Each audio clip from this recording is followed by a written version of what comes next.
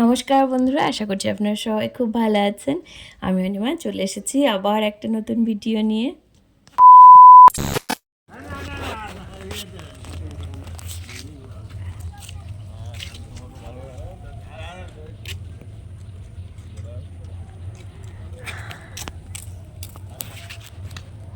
তো ভালো লাগছে না এই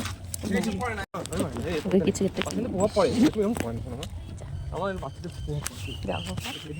আবার আসবে। হ্যাঁ, ভালো দেখতে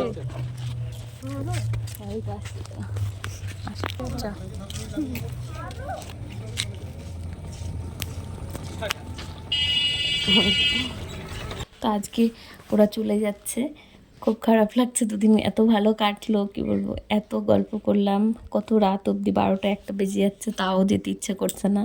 তো যাই হোক, যাওয়ার তো ছিলই। দুদিন আগে যখন ওরা আসবে শুনেছিলাম, মানে সেদিন যে এত ভালো লাগছিল, আর আজকে যে চলে যাচ্ছে এখন মানে পুরোই অপোজিট। আমার ছেলে মেয়েগুলো এখনও ঘুমোচ্ছে, উঠলে পরে জানি না কি করবে, খুব কাঁদবে আমি জানি আজকে।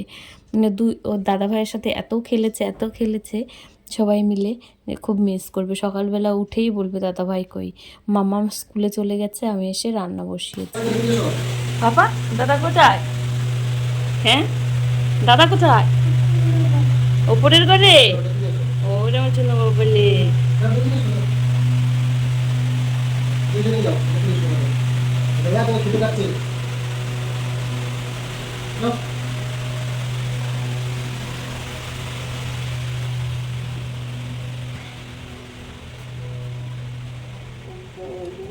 হুম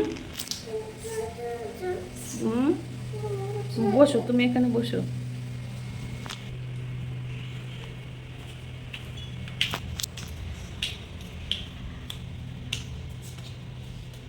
কি ঘর বন্ধ? কই দাদা? দাদারা কোথায় গেল বাবা? ওরা বাড়ি গেছে। হ্যাঁ বাবা, আবার আসবে পরে, হবে? বলে না।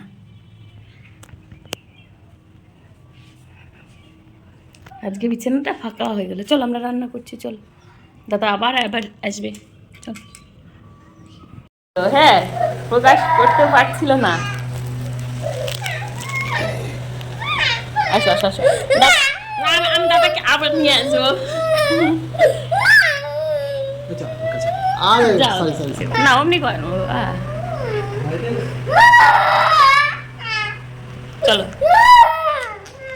তো ঠিক যেটা ভেবেছিলাম সেটাই হলো। ঘুম থেকে উঠেই দাদাভাইকে খুঁজে এলো, এসে দেখলো নেই। কিছুক্ষণ চুপচাপ থাকলো, তারপর ওর পাপা যেই টানতে গেছে হাত ধরে, অমনি উঠে কান্না শুরু করে দিল। আর আমি এই যে চুনো মাছগুলো এনেছিল, এগুলো রান্না করছি।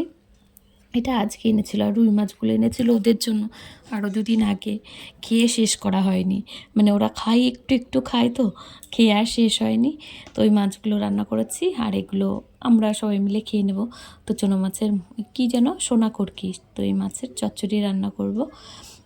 এটা খেতে, মানে এই ছোটো মাছ খেতে না আমার খুব ভালো লাগে, কেন জানি না। মানে মাংস, কাশির মাংস দিলেও মনে হয় আমি অতটা বেশি খুশি হই না, যতটা এগুলো দেখলে খুশি হই।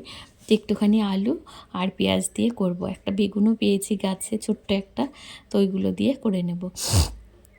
ছোট্ট একটা আলু দিয়েছি, দুটো আলু দিইনি। আর এই যে মাছগুলো ভাজার পরে দেখুন, এগুলো কিন্তু ডাল দিয়ে ভাত খাওয়ার সময় এই চুনো মাছ ভাজা খেতে বেশ ভালো লাগে।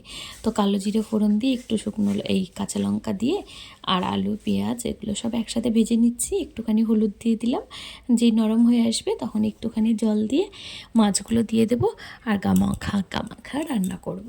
তাহলেই হয়ে যাবে।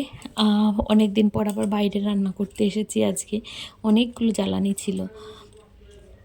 আর এই মাছ খেতে সত্যি বলছি আমার না খুব ভালো লাগে। তো যাই হোক, গোপারা আজকে গেছে ওর আরেকটা ননদ বাড়ি ভান্ডার ঠেকুরির ওখানে। তো ওখান থেকে ওরা কালকে সকালে বাড়ি চলে যাবে। আর দিয়ান তো উঠে অনেকক্ষণ কেঁদেছে, অনেকক্ষণ যতই হোক বাচ্চাদের ফিলিংসটা না অনেক বেশি, আমাদের থেকে ওদের অনেক বেশি কষ্ট হয়। আমরাও ছোটোবেলায় আমার পিসিরা যখন আসতো না তখন এমনি হাউমাউ করে কাঁদতাম যখন যেত জড়িয়ে ধরে। আবার কতদিন পর দেখা হবে জানতাম না। তো এই যে দুপুর হয়ে গেছিলো, দুপুরবেলা দেখুন থালাটা অনেক দিন পর একটু সাজিয়ে নিচ্ছি। তো এই থালাগুলো এমনিতে বিশালে, তারপর বাজার কলকাতাতে সব 100 টাকা করে বিক্রি হয়। বাজার কলকাতাতে নেই, স্মার্ট বাজারে আছে। তো আমরা এগুলো অফারে পেয়েছিলাম, 55 টাকা করে মনে হয় কিনেছিলাম। তো বেশ ভালো হয়েছিল। আর সাদা থালায় না যে কোনো খাবার বাড়লে দেখবেন অনেক বেশি ভালো লাগে দেখতে। তো এই যে রান্না করেছিলাম, টক ডাল ছিল, ওই যে চুনো মাছ, একটু আমের টকও ছিল, আর ওই রুই মাছ দিয়ে কালিয়া করেছিলাম। আর আমের ঝোলটা কিন্তু একটু পাতলা পাতলা করে করেছিলাম। আর চচ্চড়ি করেছিলাম, এটা হচ্ছে ঘুগনিটাও আনা হয়েছিল ওদের জন্য, ওরা খায়নি, মানে খাওয়ার সময় পাইনি আমরা। আর একটুখানি কাঁচা লঙ্কা আর পেঁয়াজ নিয়ে, এই কাঁচা লঙ্কা আর পেঁয়াজ এই দুটো ছাড়া যেন আমার কোনো কিছুই ভালো লাগে না। তো এই দুটো দিয়ে খেতে আমার খুব ভালো লাগে। এই থালাটা যদিও আমার জন্য না, আমি চুনো মাছ দিয়ে খাবো। এটা হচ্ছে মাম্মামের জন্য, মাম্মামকে দেবো। মানে থালাটা আমি এমনি একটা ছবি তোলার জন্য তুলেছিলাম, মানে ছবি তোলার জন্যই থালাটা সাজিয়েছিলাম, খাবেও। আর টক ডাল খেতে না আমরা সবাই ভীষণ ভালোবাসি। আর গরমকালে কিন্তু এই হালকা পাতলা টক ডাল খেতে খুব ভালোও লাগে। আর এমনি পাতলা করে আমের ঝোল, এটা খেতেও বেশ ভালো লাগে। তা আমি এবার বিকেল হয়ে গেছিলো, এবার যাচ্ছি আমার মামিকে দেখতে। মামি আবার হঠাৎ করে, ওরা কালকে চলে গেল, আর কালকে সকালেই মামি একটা কিছু পারতে গিয়ে মামি নিচে পড়ে গেছিলো, আর পড়ে গিয়ে মামির হাত ভেঙে গেছে শুনেছি। তারপর হসপিটালে এসে শুনলাম যে মামির হাতে চিরফাট ধরেছে। তো যাই হোক ব্যান্ডেজ করে দিয়েছে, যে মানে ঠিক হয়ে যাবে। তো এই যে আমাদের হসপিটালটা, চলুন একটুখানি ঘুরে দেখাই। এটা কিন্তু কালনা সুপার স্পেশালিটি হসপিটাল। তো এটা মানে বেশ বড় আর খুব পরিষ্কার পরিচ্ছন্ন একটা জায়গা। যে কোনো নার্সিংহোমের থেকে এটা অনেক ভালো, আর পরিষেবাও বেশ ভালোই দেয়। এখানে ব্লাড ব্যাংক রয়েছে, অনেক কিছুই আছে, যার জন্য এখন মানে আমাদের কালনার বেশিরভাগ লোকজনই এখন হসপিটালটাকেই মানে ফার্স্টে রাখে। তো প্রথমে দেখায়, তারপরে আউটডোর তো রয়েইছে। এখানে তো সবসময় ডাক্তার থাকেন না, ডক্টররা হয়তো ওই সকালে আর দুপুরবেলা, সকালে আর রাতে একবার ভিজিট করেন, দুবার হয়তো ভিজিট হয়। দুপুরে হয় কিনা আমি জানি না। হসপিটাল সম্পর্কে আমার জ্ঞান খুবই কম, খুব কম যাতায়াত করি। আর এই হসপিটালে কতগুলো যে লিফট আছে কি জানি, আমি আসলে বেশি যাওয়া আসা করি না, তো এর জন্য অতটা চিনি না, সবাইকে জিজ্ঞেস করে করে যাচ্ছিলাম। আর এক কাণ্ড, উপরে আসার পরে যে আমি খুঁজেই পাচ্ছি না, আমাকে বলছে যে 3 তলার কর্নারে ঘরে আছে। যাক, অনেক খোঁজাখুঁজির পরে তারপর আমি মামিকে পেয়েছিলাম। তো চলো, এই যে আমি চলে এসেছি। দেখি মামির ওখানে গিয়ে অনেকক্ষণ গল্প টল্প করেছিলাম, তারপর আসার সময় একটুখানি ভিডিও করে নিয়ে এসেছিলাম। এই যে পথে ঘাটে দেখুন, এই বারান্দার উপর দিয়ে কোনো লোকজন নেই, কিছু নেই, কিন্তু ফ্যানগুলো চলছে। আর ওপরেও দেখলাম অনেকগুলো স্টাফ রুম টাইপের আছে, যেখানে নার্সরা সব সময় থাকেন, 24 ঘন্টায় ওনারা সার্ভিস দেন। এই যে হচ্ছে নীল শাড়ি পরা আমার মামি, আর ওই যে মামার মেয়ে, ও হচ্ছে বিউটি। তো এই যে মামির হাতে ব্যান্ডেজ করা, আমি বলছি কী করলে মামি এটা? মামি তার আগের দিনে দুর্গাপুর থেকে ঘুরে এসেছে, বোন বলেছিল আরেকটা ননদ আছে, ওদের বাড়িতেই ছিল, অনেক আসতে না করেছে। মামির শরীরটা এমনিতেই দুর্বল ছিল, তারপরেও চলে এসেছে, আর আসার পরে এমন একটা দুর্ঘটনা ঘটে গেল। কী আর করা যাবে, মানে একটু তো বয়স হয়েছে, এই সময় হাত পা ভাঙলে কতটা কষ্ট হয় বলুন তো। আর এই যে হাত ভাঙলে মনে হয় 1 মাস মতো ব্যান্ডেজ করে রেখে দেবে, কবে ঠিক হবে কে জানে। তো যাই হোক, এই ছিল আমার আজকের সারাদিন। 2 দিন খুব ভালো কাটালাম। তারপরে মামির খবরটা শুনে আবার ভালো লাগছে না, এমনিতেই ওরা সকালে চলে গেছে, সেটাও ভালো লাগছিল না। মানুষের দিন তো সবসময় এক যায় না, এই 2 দিন ভালো গেল, আবার 2 দিন খারাপ যাবে, জানি না কি হবে, কখন কি হয়।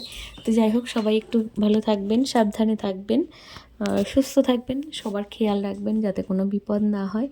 আর এই যে গরম পড়ছে, গরমে যে মানুষের আরও কত কষ্ট হবে তার ঠিক নেই। তো এই যে আমি আবার নামার সময় বিউটি আমাকে দেখিয়ে গেল। তো এখানে লিফটের মধ্যে এই দাদা ছিলেন আর আমি ছিলাম। তো লিফটে উঠেছি তো কেমন একটা ভয় লাগে, তাই জন্য আমি ভিডিওটা অন করে রেখেছিলাম। তো এবার নেমে যাব, নেমে রাত হয়ে গেছে বাইরে। মাম্মামকে পড়তে দিয়ে এসে আমি এসেছিলাম হসপিটালে। তো এবার মাম্মামকে আমি আর আনতে যাব না, রাত হয়ে গেছে যেহেতু, আমি তাড়াতাড়ি বাড়ি যাই, ওর পাপা আবার আনতে যাবে ওকে। তো চলো ভিডিওটা শেষ করছি, সবাই ভালো থেকো।